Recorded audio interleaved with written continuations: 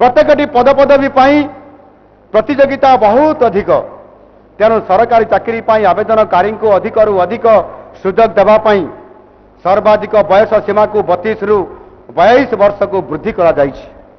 ता सहित Odisha civil service परीक्षा जो सर्वाधिक 6टी सुजोग रही उठे देवाई आज मु एही पवित्र अवसर रे मु घोषणा करुछि।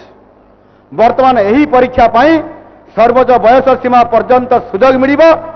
सेहीपरि सरकारी कर्मचारी देहांत परे अनुकंपा मूलक नियुक्ति रे जो किछि कटकणा थिला ताकु मध्य कोहल करा जाइछि।